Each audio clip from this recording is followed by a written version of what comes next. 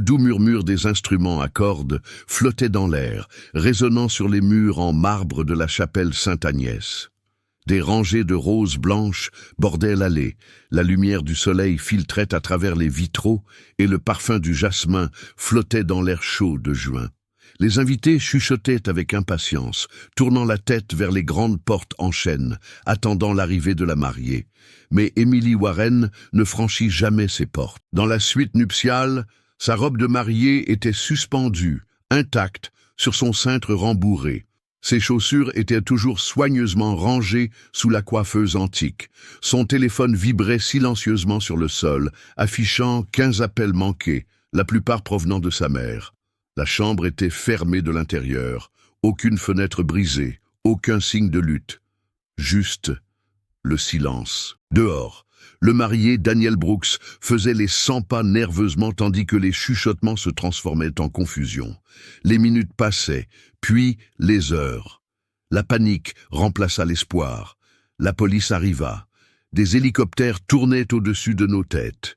Et juste comme ça, Emily disparut, sans laisser la moindre trace le jour le plus heureux de sa vie. Ce que personne ne savait alors, c'est qu'il faudrait 7 ans pour la retrouver, et que la vérité sur ce qui lui était arrivé bouleverserait tout le monde.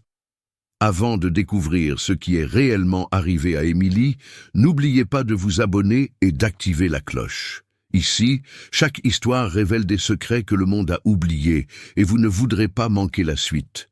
Rejoignez les milliers de personnes qui pensent que la vérité mérite d'être dite. Le prochain rebondissement commence maintenant.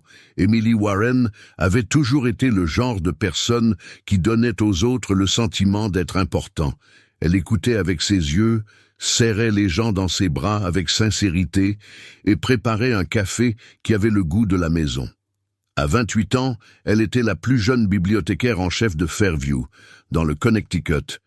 Une petite ville pittoresque où les gens laissaient encore leurs portes ouvertes et se saluaient au feu rouge. Elle avait une beauté discrète, pas du genre à attirer l'attention, mais plutôt celle qui reste gravée dans votre esprit après son départ. Ses longs cheveux châtains étaient toujours tirés en une tresse soignée, et ses mains, douces mais fermes, avait rangé des milliers de livres, essuyé d'innombrables larmes sur les joues des enfants pendant l'heure du conte et écrit des dizaines de lettres à son défunt père, longtemps après son décès. Sa relation avec Daniel Brooks semblait sortie d'un conte de fées. Il était gentil, calme, un ancien joueur de baseball universitaire devenu agent d'assurance prospère. Leur alchimie n'avait rien d'extraordinaire, elle était solide, fondée sur de longues conversations et des petits déjeuners partagés le dimanche. Ensemble, ils se sentaient en sécurité, mais le passé d'Emily n'avait pas toujours été aussi paisible. Quelques années avant de rencontrer Daniel, elle avait mis fin à une relation avec Tyler Grant, un homme charmant mais dominateur qui était devenu de plus en plus possessif. Après des mois de manipulation et de peur, elle avait finalement réussi à lui échapper. Du moins, c'est ce qu'elle croyait. Emily ne parlait jamais beaucoup de Tyler. Quand elle le faisait, sa voix tremblait légèrement, comme si le simple fait de prononcer son nom lui donnait du pouvoir. Mais elle assurait à ses proches que c'était fini, qu'elle était en sécurité, que Daniel lui avait rendu sa vie. Dans les semaines qui ont précédé le mariage, Emily s'est plongée dans les préparatifs, vœux écrits à la main, compositions florales, playlists. Mais Rachel Monroe, sa meilleure amie et demoiselle d'honneur, a remarqué quelque chose d'étrange. Emily oubliait des choses, ses clés, ses rendez-vous, des noms. Une nuit, elle a même appelé Rachel en larmes après avoir été réveillée par un cauchemar qu'elle ne pouvait expliquer. Puis, 3 jours avant la cérémonie, Emily a reçu une enveloppe sans expéditeur. À l'intérieur se trouvait une seule photo Polaroid, floue, sombre, mais indubitablement prise depuis la fenêtre de son appartement. Elle n'en a pas parlé à Daniel. Elle n'en a parlé à personne. Mais la façon dont sa main tremblait lorsqu'elle tenait cette photo, cela en disait long. Plus que tout, Emily Warren voulait la paix.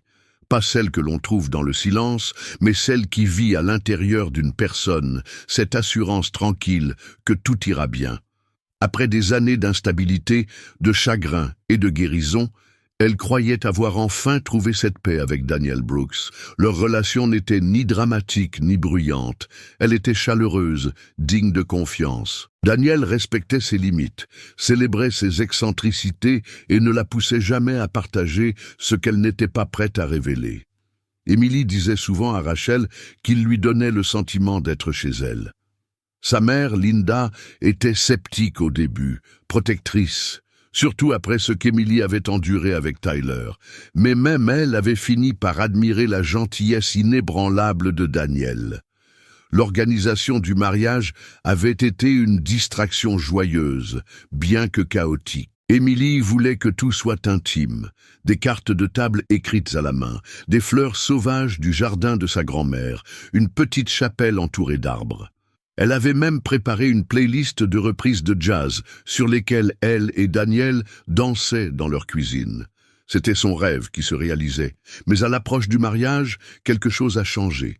Tout a commencé par un rêve. Émilie s'était réveillée en haletant, trempée de sueur, convaincue que quelqu'un était entré dans l'appartement. Daniel l'avait trouvée assise sur le sol de la salle de bain, tremblante.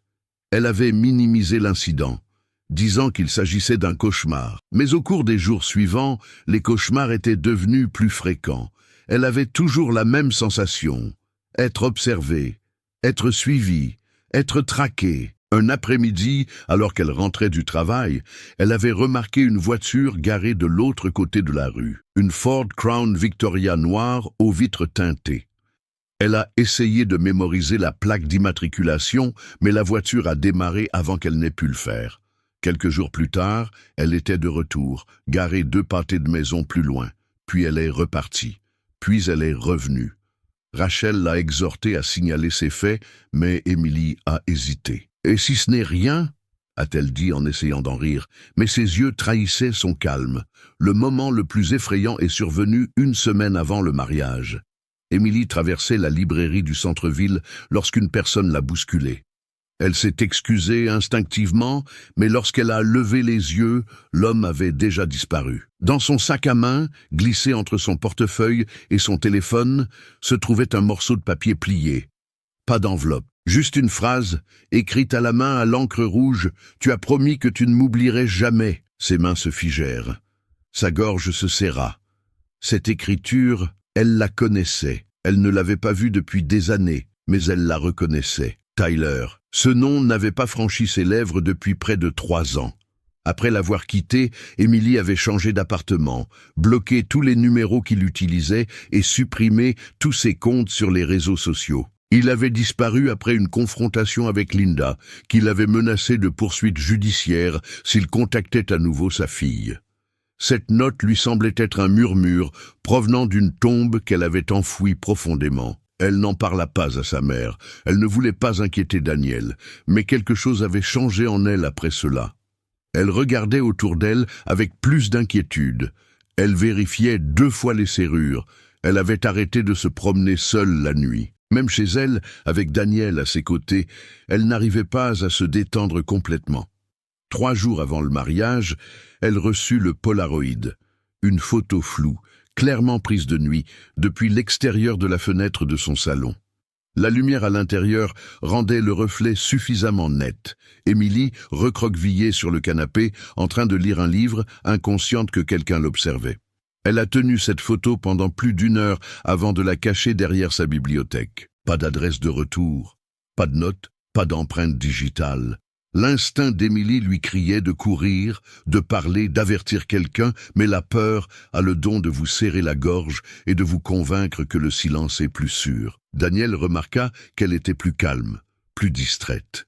Lorsqu'il lui demanda ce qui n'allait pas, elle sourit et répondit que c'était juste le trac. Linda le remarqua également. La veille du dîner de répétition, elle prit sa fille à part. « Ah, tu n'as pas changé d'avis, n'est-ce pas ?»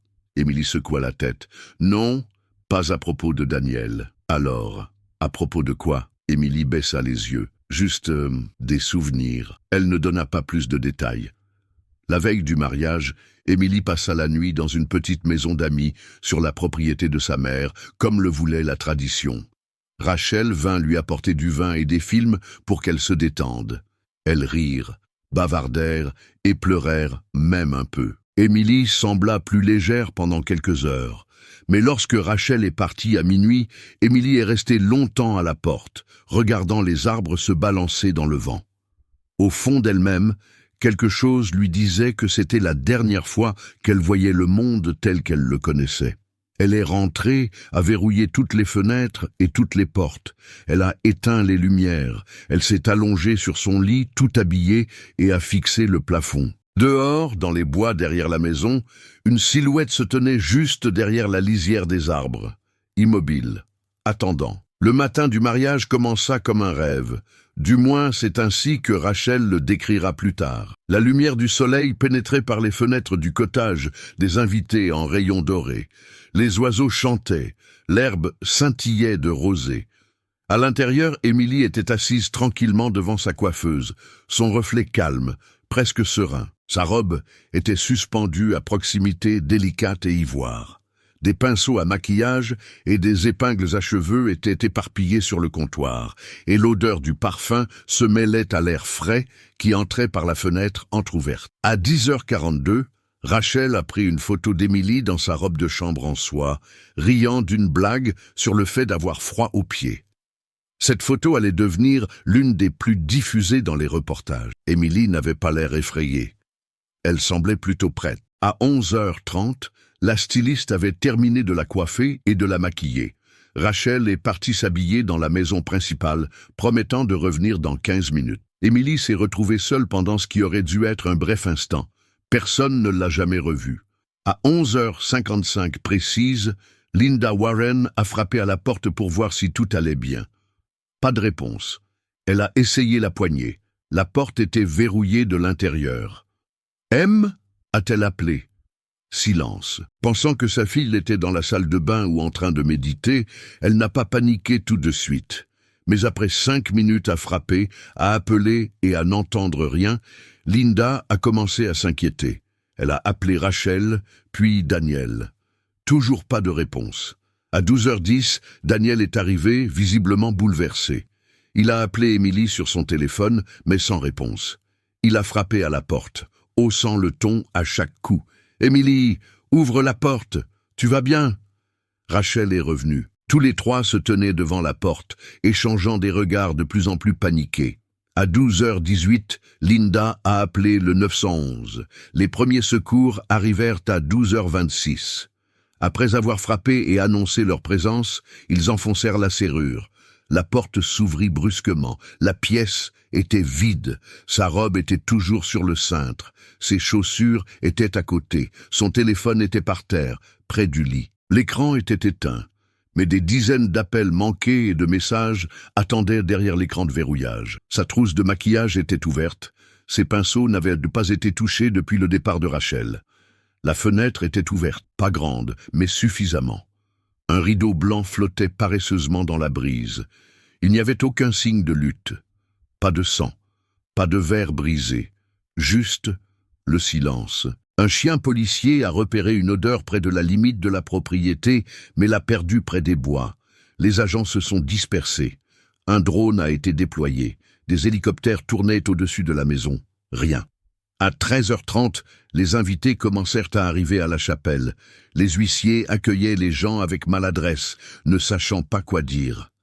À l'intérieur, Daniel était assis dans une pièce à l'arrière, les mains tremblantes, murmurant son nom comme une prière. Rachel faisait les 100 pas dehors, le téléphone collé à l'oreille, appelant les hôpitaux, ses amis, n'importe qui. Linda se tenait au milieu de la suite nuptiale, fixant la robe intacte. « Cela n'a aucun sens », répétait-elle sans cesse. « Cela n'a aucun sens. » La police a interrogé tout le monde. Rachel, Linda, Daniel, les stylistes. Le traiteur. Personne n'avait vu quelqu'un de suspect. Personne n'avait entendu quoi que ce soit d'étrange. Émilie avait tout simplement disparu. Puis vint le premier indice, si l'on pouvait appeler cela ainsi. À 15h12, un policier qui patrouillait dans les bois derrière le cottage des invités trouva quelque chose dans l'herbe. Un ruban bleu noué de manière lâche. Il ne provenait pas de la robe, des cheveux ou des décorations d'Émilie. Il était trop usé, légèrement déchiré à l'extrémité, mais il était là, comme si quelqu'un l'avait placé là intentionnellement. Plus tard dans la nuit, Les agents ont visionné les images des caméras de sécurité de la maison principale et des environs. Rien. Aucun signe de quelqu'un entrant ou sortant. Aucune voiture. Aucun mouvement dans les arbres. Seulement des images statiques d'un calme plat. Au matin, les médias locaux avaient eu vent de l'histoire. Une mariée disparaît quelques instants avant son mariage, titraient les journaux. Des photos d'Émilie souriante dans sa robe de mariée faisaient la une des journaux télévisés. Les spéculations allaient bon train. S'était-elle enfuie? Avait-elle été kidnappée? Daniel était-il impliqué? Le détective Marcus Hayes fut chargé de l'affaire à la fin de la journée. Dans sa première déclaration, il déclara aux journalistes « Il ne s'agit pas d'un simple cas de peur avant le mariage. Nous traitons cette affaire comme un enlèvement potentiel. » Les jours suivants, des bénévoles se sont joints aux recherches. Le visage d'Émilie était affiché sur tous les poteaux téléphoniques de la ville. Les bois ont été passés au peigne fin. Des chiens de recherche, des chiens spécialisés dans la recherche de cadavres, et même des plongeurs ont fouillé les ruisseaux et les étangs à proximité. Mais aucune trace n'a jamais été trouvée. La chapelle de mariage est devenue un mémorial. Des fleurs ont été déposées sur l'autel. Un livre d'or a été rempli de messages, destinés à une mariée qui n'a jamais remonté l'allée. Puis, les théories ont commencé à circuler. Certains pensaient qu'elle avait planifié sa disparition. D'autres étaient convaincus que Daniel était impliqué. Il a coopéré pleinement. Interviews, détecteurs de mensonges, relevés téléphoniques, mais les soupçons continuaient de planer sur lui. Rachel a été interrogée à 2 reprises, tout comme Linda. Toutes les personnes qui connaissaient Émilie ont été interrogées, mais l'enquête n'avançait pas. Le moment le plus étrange est survenu 2 semaines plus tard. Un randonneur a trouvé un morceau de dentelle au fond des bois, une partie d'une manche, déchirée et humide. Les experts ont confirmé qu'il s'agissait de la robe d'Émilie. Mais comment était-elle arrivée là? S'était-elle enfuie? Quelqu'un l'avait-il traînée à travers les arbres? Pas de sang, pas d'empreinte. Juste ce morceau de tissu accroché à un buisson épineux. 7 jours se sont transformés en 7 semaines, puis en mois. L'espoir a fait place au chagrin. Les spéculations ont laissé place au silence. La police a commencé à parler d'affaires classées. Mais quelque part, hors de vue, quelqu'un observait. L'enquête sur la disparition d'Emily Warren a immédiatement été ouverte.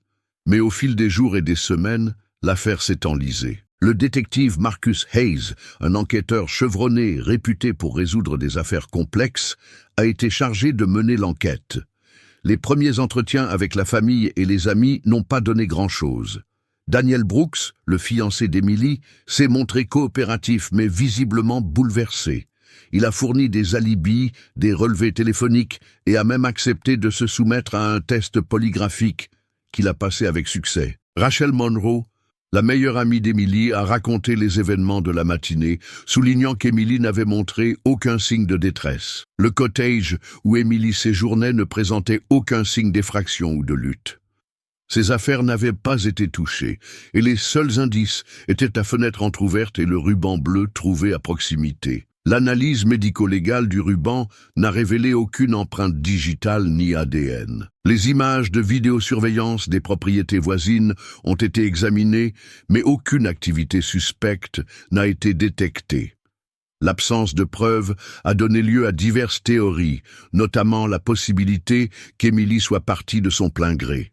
Cependant, ceux qui la connaissaient ont rejeté cette hypothèse, invoquant son enthousiasme pour le mariage et ses relations étroites avec sa famille. Alors que l'enquête piétinait, le détective Hayes s'est penché sur le passé d'Emily. Il a découvert qu'elle avait auparavant entretenu une relation avec Tyler Grant, un homme connu pour son comportement dominateur. Bien qu'Emily ait mis fin à cette relation plusieurs années auparavant, Hayes a envisagé la possibilité que Tyler soit impliqué. Les tentatives pour localiser Tyler se sont avérées difficiles. Il n'avait pas d'adresse fixe et était très peu présent sur Internet. Cependant, une avancée décisive a eu lieu lorsqu'un bibliothécaire local a signalé qu'une personne correspondant à la description de Tyler avait été vue dans le quartier quelques semaines avant le mariage. Cette piste a incité Hayes à enquêter plus en profondeur sur le passé de Tyler. Une enquête plus approfondie a révélé que Tyler avait été licencié pour comportement inapproprié et qu'une ordonnance restrictive avait été prononcée à son encontre par un ancien collègue. Ces découvertes ont dressé le portrait d'un homme au tempérament instable et ayant un mobile potentiel. Malgré ces révélations, aucune preuve concrète ne permettait de relier Tyler à la disparition d'Emily. L'affaire est restée ouverte, avec des recherches périodiques et des appels à témoins. Le détective Hayes est resté déterminé à découvrir la vérité, refusant de laisser l'affaire être classée sans suite. Si cette histoire vous touche, qu'elle réveille des souvenirs, soulève des questions ou même des peurs enfouies, prenez un moment pour aimer la vidéo et partagez vos réflexions dans les commentaires. Votre voix compte ici. Parfois, la guérison commence lorsque nous réalisons que nous ne sommes pas seuls dans ce que nous ressentons ou ce que nous avons vécu. 7 ans avaient passé. L'affaire Emily Warren était devenue un murmure douloureux à Fairview, une histoire que les gens évoquaient à voix basse lors des pique-niques de l'église ou derrière le comptoir du restaurant de la ville. Sa disparition avait inspiré d'innombrables forums en ligne, podcasts et théories du complot. Mais pour ceux qui la connaissaient, la vie était devenue un cycle d'anniversaires vides et de prières sans réponse. Daniel Brooks avait déménagé. Il avait vendu la maison où ils devaient vivre ensemble et s'était finalement remarié. Linda Warren n'avait jamais cessé de chercher. Chaque année, le jour de l'anniversaire d'Emily, elle déposait une rose blanche à la porte de la chapelle. Le détective Marcus Hayes avait été muté dans un district voisin, mais le dossier n'avait jamais quitté le tiroir de son bureau. Il le consultait chaque mois, dans l'espoir d'un développement, d'un indice. Et puis, un jeudi après-midi humide du mois d'août, quelque chose s'est enfin produit. Un appel au 911 a été passé par un pharmacien d'une petite ville appelée Oak Ridge, à 3 États de là. La femme au bout du fil n'a pas dit grand-chose, juste qu'un homme était entré avec une jeune femme qui semblait effrayée et que lorsque l'homme avait détourné le regard, elle avait glissé un mot au pharmacien. On pouvait y lire « Je m'appelle Emily. Aidez-moi, s'il vous plaît ». Lorsque la police est arrivée, l'homme et la femme avaient disparu, mais les caméras de surveillance avaient filmé leur visage. Et là, sans aucun doute, se trouvait Emily Warren, plus âgée, plus mince, les yeux creux, mais vivante. L'homme a été identifié comme étant Tyler Grant. En moins de 24 heures, une chasse à l'homme était lancée dans tout l'État. La police a retrouvé sa voiture dans une propriété rurale à l'extérieur de la ville, au fond des bois. À 4h47, une équipe du SWAT a fait irruption dans la cabane. À l'intérieur, ils ont trouvé Tyler debout dans la cuisine, en train de se servir tranquillement une tasse de café. Emily était assise sur le canapé, les bras croisés sur la poitrine, enveloppée dans une fine couverture. Elle n'a pas couru, elle n'a pas crié, elle a simplement levé les yeux et dit « Ne lui faites pas de mal, s'il vous plaît ». Les policiers étaient stupéfaits. Emily était en vie, mais elle ne réagissait pas comme une victime d'enlèvement typique. Elle ne semblait pas paniquer, elle n'appelait pas à l'aide. Au contraire, elle semblait protectrice. À l'hôpital, les médecins ont constaté des signes de malnutrition chronique, de privation de sommeil et de traumatisme psychologique. Mais elle a insisté sur le fait qu'elle n'avait pas été retenue contre son gré. « Il m'a sauvée », a-t-elle répété à plusieurs reprises. Il a fallu des semaines de thérapie et d'interrogatoire pour découvrir ce qui s'était passé. Selon Emily, Tyler était venu la voir la veille de son mariage. Il n'était pas entré par effraction. Il avait attendu. Quand elle était sortie prendre l'air, il s'était approché d'elle. Il lui avait dit qu'il avait besoin de lui parler. Elle l'avait suivi. Juste une minute. Elle n'était jamais revenue. Au début, elle a essayé de partir. Il l'a enfermée dans le sous-sol de la première maison. Il lui disait qu'elle était malade, que le monde la croyait morte, que sa mère avait abandonné, que Daniel l'avait remplacée en quelques semaines. Au fil du temps, l'isolement s'est installé. Tyler la manipulait, réécrivait ses souvenirs, contrôlait sa réalité. Il lui disait qu'elle l'avait choisi, que Daniel ne l'avait jamais vraiment aimé, que le monde extérieur était dangereux, mais qu'avec lui, elle était en sécurité. Elle a cessé de se battre. Et puis, finalement, elle a cessé de vouloir se battre. « Il m'a fait croire que je n'existais plus », a-t-elle confié à un thérapeute, comme si la seule personne qui me voyait encore, c'était lui. Ce qu'Emily a vécu a ensuite été diagnostiqué comme un traumatisme complexe, souvent associé à un état similaire au syndrome de Stockholm, dans lequel les victimes d'abus prolongés développent des liens affectifs avec leurs ravisseurs. La nouvelle a fait l'effet d'un coup de tonnerre. Une mariée disparue, retrouvée vivante après 7 ans, faisait la une de tous les journaux nationaux. D'anciennes images d'Emily en robe de mariée le matin de son mariage ont été diffusées aux côtés de séquences la montrant pâle et émaciée, escortée hors de la cabane. La réaction du public a été explosive. Certains téléspectateurs ont pleuré, d'autres ont émis des hypothèses. Les théories allaient de l'implication d'une secte à des identités secrètes. Mais pour ceux qui la connaissaient vraiment, c'était à la fois un miracle et une tragédie. Linda Warren s'est envolée pour Oak Ridge dès qu'elle a reçu l'appel. Mais quand elle a vu sa fille, Emily ne l'a pas serrée dans ses bras. Elle n'a pas pleuré. Elle l'a simplement regardée et lui a dit « Je pensais que tu avais arrêté de me chercher ». Linda s'est effondrée dans le couloir. La fille pour laquelle elle avait prié était en vie, mais elle n'était plus la même. Daniel, qui vit désormais dans le Colorado, a refusé de s'exprimer publiquement. Mais dans un rare message, envoyé à Emily par l'intermédiaire de son thérapeute, il a écrit « Tu n'as jamais été oubliée, et je n'ai jamais cessé d'aimer la personne que tu étais. » Emily n'a pas répondu. Tyler Grant a été arrêté et inculpé de plusieurs crimes, dont enlèvement, séquestration et voies de fait graves. Pendant son procès, il a affirmé qu'Emily était venue avec lui de son plein gré. « Elle m'aimait », a-t-il déclaré à la barre. « Je lui ai apporté la paix. » Mais les preuves racontaient une autre histoire.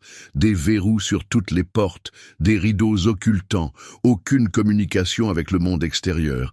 Des dizaines d'entrées dans le journal d'Emily où elle écrivait « Le soleil me manque et je ne me souviens plus de mon vrai nom ».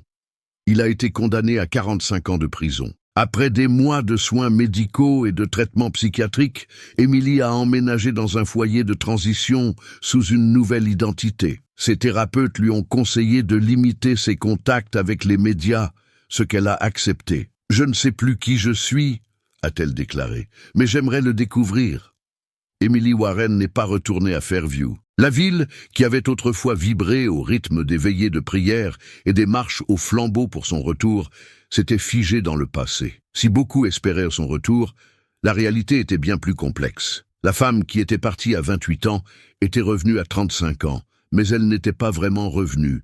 Son rétablissement a été discret, délibéré et fragile.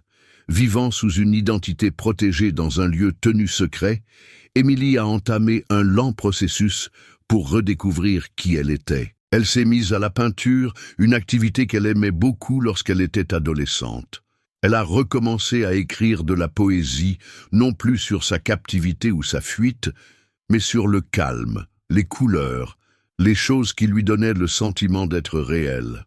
Certains jours, elle se réveillait en croyant qu'elle avait tout imaginé.